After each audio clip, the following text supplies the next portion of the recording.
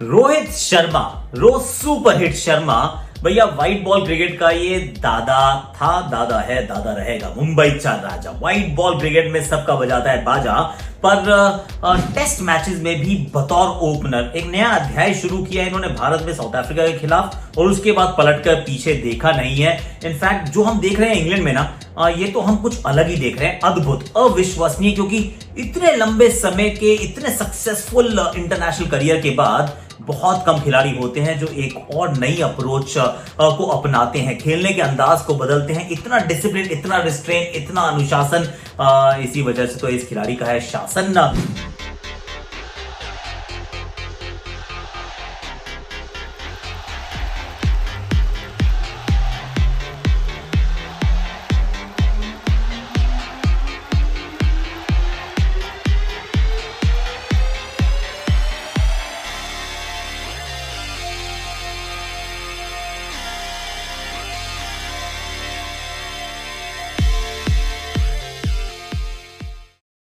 We are going to deep dive into Rohit Sharma, the test cricketer, the test opener. उसके लिए मेरे पास बहुत सारे मेरे दोस्त यार मौजूद हैं, एक एक करके सबसे हम करेंगे बात।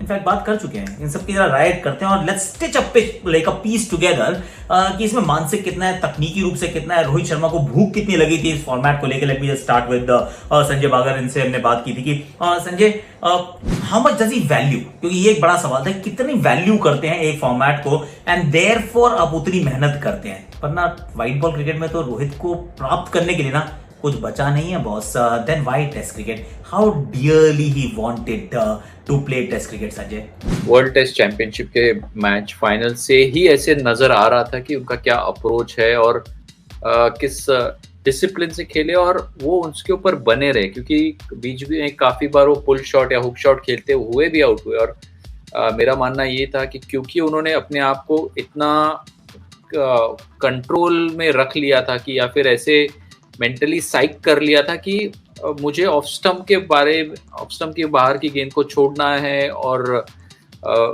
बिल्कुल मतलब एक गेम प्लान बना लिया था। और उसमें उनका जो पुल शॉट है, जो स्वाभाविक शॉट है, जिसके ऊपर अक्सर वो बहुत ज्यादा रन बनाते हैं, उसमें वो 3-4 बार आउट भी हुए। बट उसके अलावा उन्होंने जो ऑफ स्टंप या उसके बाहर वाली गेंद के ऊपर अपना रवैया बदला नहीं। कोई भी शॉट ऐसा नहीं खेला कि जहां पर एकदम ही ऑन द राइज खेला। हाँ, ओवर पिच बॉल्स को अच्छी तरीके से ड्राइव किया। सो एक अगर बना लिया है, जो प्रिपरेशन किया है, उसके ऊपर बिल्कुल तरीके से टिके रहे, और एक बहुत ज़्यादा संयम दिखाया। क्योंकि कुछ आंकड़े भी देख रहा था, अगर वो एक टेस्ट मैच बाकी है इस टूर पे या इस टेस्ट सीरीज में, इतने गेंदें खेल चुके हैं वो कि अगर मैनचेस्टर में भी उनकी एक लंबी इनिंग खेलते हैं वो 100-150 बॉल की, तो एक ही सीरीज में तकरीबन 1000 गेंद खेलना, ये एक अपने आप में बहुत बड़ी बात हो जाती है। और वो दर्शाती है कि उसकी तैयारी कितनी थी और उसकी वैल्यू कितनी ये मानता है इस खिलाड़ी इस फॉर्मेट के लिए। I'm going to stick with you Sanjay a bit more। थोड़ा सी एक और बड़ी अच्छी बात मैं जो इनसे करना चाहता हूँ और वापस उजागर करना चाहता हूँ, ये कि ऑस्ट्रेलिया और इंग्लैंड, ये दोनों में बदलाव नजर आया ना। ऑस्ट्रेलिया में भी बतौर ओपनर खेले थे, यहाँ पर भी बतौर ओपनर खेल रहे हैं, पर there is a marked difference. क्या कह रहे थे आप इस बारे में? Yes, we do tend to have a bit of some movement, just क्योंकि हम स्टैटिक पोजीशन से अगर एक्टिव पोजीशन में आना हो, तो खासकर जब स्विंग गेंदबाजी होती है, और वो जरूरी होते हैं, जो ट्रिगर्स होते हैं ना 140 के ऊपर, जो तेज गेंदबाज होते हैं उनके खिलाफ जरूरी होते हैं। बट स्विंग गेंदबाजी के खिलाफ अगर जितना आप स्टिल रहे, जितना कोशिश करें कि कम से कम मूवमेंट मिले, ताकि फिर जो आपके आईज है ना वो बॉल को फॉलो कर सके अच्छे से। क्योंकि अगर आप खुद भी हिल रहे हो और बॉल डिलीवर होने से पहले बहुत ज़्यादा मूवमेंट कर रहे हो, तो वो एक्चुअली बॉल की लाइन को पिक करना या मूवमेंट को पिक करना उतना मुश्किल हो जाता। तो ये एक बदलाव मुझे नज़र आता है, क्योंकि अगर आप ऑस्ट्रेलिया में उनकी सीरीज़ देखें और ये सीरीज़ देखें, तो वो फ़र्क ज़रूर नज़र आया, उसके अलावा कोई फ़र्क नहीं। बात तो संजय बांगर जी जो कहते हैं एकदम बाबा बांगर हैं हमारे। समय कल भी था, आज भी है, कल भी रहेगा। पर मेरी जो दो बिट्स हैं, 2 बिट्स अबाउट कि कितना मुश्किल होता है और he must have prepared for it ना। ये ऐसा नहीं है कि ऐसे करके वो बटन दबाया तो पंखा चल पड़ा, बटन बंद किया तो पंखा बंद हो गया, ऐसा नहीं है भाई। जो उसका बल्ला चलता है ना, उसके बल्ले को रोकना बड़ा मुश्किल होता है। तो वो जो डिसिप्लिन है, मैं अपने आप की से बात करने वाला हूँ, मतलब जो हमने वॉच अलॉन्ग में बात की थी, I am now going to not reproduce, just get that out once again. So mister Chopra, अब आप बताइए। बड़ा इंटरेस्टिंग है एक्चुअली, क्योंकि हर बंदे का, और ये बाबा बांगर ने ये पहली बार इस प्लेटफॉर्म के ऊपर ये थोड़ी सी एज यूजुअल हमेशा पहली बार जो होता है वो बाबा करते हैं। तो बाबा ने कहा था कि देखो बाकी सबको ठीक है, रोहित का बतौर ओपनर सिलेक्शन जो था, एलिवेशन था, वो इसीलिए था क्योंकि प्रमोशन इसलिए था कि वो वीरू जैसा खेलेंगे, इस सोच के साथ किया था, वरना बाकी फर्स्ट क्लास क्रिकेटर्स भी थे, आप उनको खिला सकते थे, राइट। पर वैसा नहीं खेले। Now coming to your question कि गेंदों को छोड़ना, गेंदों को खेलना। See earlier when you saw Rohit ना, मतलब स्पोरेडिक थे। यही अगर आप याद कर लीजिए 2014 का ही शायद सीरीज था, मोइन अली सामने डाल रहे थे, there was no reason for him to go down the track and play that shot at Southampton. क्योंकि व्हाट आई ऑलवेज फेल्ट कि टेस्ट क्रिकेट में अंदर बाहर बहुत हो रहे थे और अलग नंबर पे बैटिंग कर रहे थे, कि वो एक टेस्ट मैच की स्कोरिंग का जो रिदम है, जो कि रिदम नहीं मिल रहा था कि अब इसको कैसे डिसाइफर करना है। T20 वनडे में चैंपियन, उसको पता है ऐसे ऐसे करके खेलूंगा, बाद में कवर कर लूंगा, कहाँ पे किसको मारना है, टारगेट कैसे करना है। तो वो उस रिदम को प्राप्त करने में, क्योंकि फर्स्ट क्लास नहीं होती ना, बीच में खेलने का मौका तो मिलता नहीं है, तो ऐसे में अब जो इन्होंने दिखाया है कि फर्स्ट क्लास बीच में नहीं खेले हैं, पर he's made that adjustment and he's made it very evident. In fact, कल परसों वो प्रेस कॉन्फ्रेंस में भी कह रहे थे कि I have just thought about playing a lot of deliveries, कि मुझे ना बहुत सारी बॉलें खेलनी है, तो रन तो अपने आप आ जाएंगे। और उसका जो रिस्ट्रेन है, I find this very fascinating. और अभी हम पहले भी बात कर रहे थे, मुझे तो लग रहा है कि एक वो इश्क हो गया, इश्क। और ये ना इश्क नया नया होता है ना, तो बड़ा बड़ा बड़ा मजेदार होता है। और ये इनको वो टेस्ट की बैटिंग से ना, इस तरीके की बैटिंग से एक नया रिश्ता डेवलप हुआ है, और ये रिश्ता जो है बहुत खूबसूरत है। और इस वजह से वो गेंदों को छोड़ने में मजा आ रहा है, डिफेंस करने में मजा आ रहा है, वो हर छोटी छोटी बैटल्स, लंच में जाना, वापस आना, something that you never do in one day cricket, T20 cricket. These are test cricket is a different format. तो मैं तो बहुत बहुत बहुत इम्प्रेस्ड हूँ कि अपने खेलने के तरीके को बदला, क्योंकि भूख बहुत जोर से लगी थी। और he has put it out there, himself out there, to actually be to fail और टू बी क्रिटिसाइज्ड। क्योंकि Rohit Sharma is not playing like Rohit Sharma. इस सेट में दूसरे तरीके से खेलूंगा, सक्सेसफुल हो सकता हूँ, फेल भी हो सकते थे, पर सक्सेसफुल होने का बेस्ट तरीका ये है, ऐसा उनको प्रतीत हुआ। और ही बैक्ड हिमसेल्फ। यार, आई एम एब्सोल्युटली डिलाइटेड। चलो, इनकी भी हमने सुन ली भैया। ये मतलब एक शो में दो चोपड़ा, क्या बात है। Not Anjuman Akash, it's Akash and Akash. पर इरफान बहुत धीमा खेल रहे ना रोहित। ऑब्वियसली उन्होंने कहा है कि मैं हर मैच में, हर पारी में 100 गेंदे खेलना चाहता हूँ, जो कि अभी तक उन्होंने कर दिया है। पर what are your reasons for him playing so slow? और आप क्या कहते हैं कि कहाँ जाके he is going to actually break the shackles? Just tell me that. आप थोड़ा सा एग्रेसिव इंटेंट नहीं दिखाते तो जो गेंदबाज है वो भी एक जगह पे बाकायदा गेंदबाजी करता रहता है। और जब एक जगह पे अपने एक प्लान के साथ गेंदबाजी करता है, तो फिर वो उसके लिए तब आसान होता है जब हमारे बल्लेबाज वो इंटेंट ना दिखाए। तो जाहिर सी बात है, अब ये रोहित शर्मा बाकायदा, हम सब उनके बड़े फैन हैं, जिस तरह से वो बल्लेबाजी करते हैं, बाकायदा उनके पास वो काबिलियत है कि वो गेयर बदल सके। अब वो क्यों नहीं बदल रहे, ये जरूर एक सोचने वाली बात रहेगी। मुझे लग रहा है कि बहुत ज्यादा जिम्मेदारी अपने कंधों पे लेने की वो पूरी तरह से कोशिश कर रहे हैं। हमने देखा था वर्ल्ड कप में कमाल के उन्होंने रन बनाए थे, तो वो यादें बहुत ज्यादा पुरानी नहीं है, 2019 की बात है, और यहाँ पे वो शतक पे शतक जड़ रहे थे।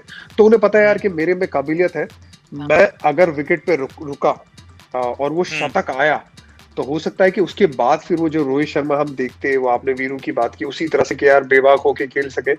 लेकिन क्योंकि वो शायद वो शतक का इंतजार कर रहे हैं, थोड़ी जिम्मेदारी अपने कंधों पर लेने की कोशिश कर रहे हैं, इसी वजह से थोड़ा वो संभाल के खेल रहे हैं, जो which is not wrong, which is मतलब यार हम ये चाहेंगे कि यार रोहित शर्मा 47 पे आउट हो जाए 100 गेंदों पे, मतलब वो शायद वो हम कबूल ना करें, लेकिन हम कबूल करें यार 131 गेंदें खेली, कोई बात नहीं यार, खेल पर नाबाद रहे अभी, तो वो तो एटलीस्ट एक अच्छा तो काम करे बस। लेकिन हमारी एक्सपेक्टेशन वो जो है बड़े शतक वाली वो नहीं आ रही, और वो आया तो फिर वो जो स्ट्राइक रेट है, वो जो एग्रेसिव इंटेंट के साथ बल्लेबाजी करना है, वो भी बदलेगा, और साथ ही में हमारी जो दशा है वो भी बदलेगी। फिर हम गेम को कंट्रोल करेंगे, गेम को एक जगह पे रुकेंगे नहीं। इट इज इम्पोर्टेंट इरफान, बिल्कुल ठीक कहा आपने। पर ये इंपॉर्टेंट है कि इन्होंने अपनी तकनीक में क्या क्या बदलाव किए, किस तरीके से mind set and just the technique, कैसे कैसे जो परिवर्तन है जिसके चलते, क्योंकि हम जो देख रहे हैं फाइनल प्रोडक्ट देख रहे हैं, हम जो देखते हैं पिक्चर देखते हैं, वो हम पोस्टर लगा हुआ देखते हैं, बहुत बड़ा होर्डिंग। अब होर्डिंग तक पहुंचने के लिए इंसान ने कितनी मेहनत की होती है, क्या क्या बदलाव करने पड़ते हैं और कितने मुश्किल होते हैं। Now let's all get together and try and find that out as well. Generally ये कॉमन नॉलेज है, क्योंकि आप 130 135 वाले जो गेंदबाज है उनके खिलाफ वो सब करना नहीं चाहते। आप सचिन तेंदुलकर की बल्लेबाजी अगर उठा के देख ले, सचिन तेंदुलकर जब इंग्लैंड में खेलते तो वो बहुत स्टिल रहने की कोशिश करते थे, बहुत स्टिल, मतलब नो मूवमेंट। जब ऑस्ट्रेलिया में जाते थे तो वो फ्रंट फुट प्रेस करते थे, और कोई कोई खास जगह जहां पर वो थोड़ा सा उनका जो बैकफुट है वो पहले चलता था। सो वो कंडीशन के हिसाब से उन्होंने एक अपना प्रिपरेशन या कह लीजिए या स्ट्रैटेजी कह लीजिए वो बना लिया था। उसकी वजह से एक गेम प्लान रहता है ना कि ऑस्ट्रेलिया में ज्यादा बैकफुट पे खेलना है, तो एक फ्रंट फुट प्रेस आपको वो मौका देता है कि आपका जो बैक एंड अक्रॉस या बैकफुट वाला जो मूवमेंट है वो अच्छी तरीके से हो। अगर स्टिल हेड है तो मूविंग बॉल या स्पिनिंग बॉल या टर्निंग बॉल खेलने में उतना ज्यादा फर्क नजर आता है। फिर आपको अगर इंडिया में खेल रहे हो ज्यादातर आपको फ्रंट फुट पे खेलना है, तो then you suddenly you load up your back foot and keep your front foot floating so that वो आगे की तरफ जा पाए। सो ये सारे जो चीजें है ना, इससे बहुत ज्यादा फर्क पड़ता है बल्लेबाजी करने में उस कंट्री में जहां पर भी आप खेल रहे हो या उस कंडीशन में। और मैं नहीं कहता कि सिर्फ कंट्री में बदलता है, even with in the country भी बदल सकता है। सो oval can be different from Nottingham, or batting in Delhi can be different from batting in Mumbai. So ये सब छोटे छोटे चेंजेस है ना, ये एक एक्सपीरियंस और मैच्योर प्लेयर करता है। चलो जी, अब हम सब की आपने बातें सुन ली, जो कि हमने मिशन डोमिनेशन जो कर रहे हैं ना, बेट में मिशन डोमिनेशन, उसमें हमने बहुत देर तक ये चर्चा की कि Rohit Sharma the test cricketer कैसे उनका एवोल्यूशन हुआ है, क्या क्या चीजें वो ठीक कर रहे हैं और किस तरीके से। मेरा तो ये मानना है दिस इज इट। इसके बाद सिर्फ एक ही ट्रैजेक्टरी रहेगी इनके करियर की, ये पीछे नहीं मुड़ेंगे, नीचे नहीं जाएंगे। जो एक सवाल था Rohit Sharma the test cricketer, इस श्रृंखला ने ये पिछले 6-8-10 महीने में रोहित ने ये बता दिया कि इस फॉर्मेट को वो कितना प्यार करते हैं, कितना अजीज है उनके दिल के, और he will go to any length to actually become an established test cricketer.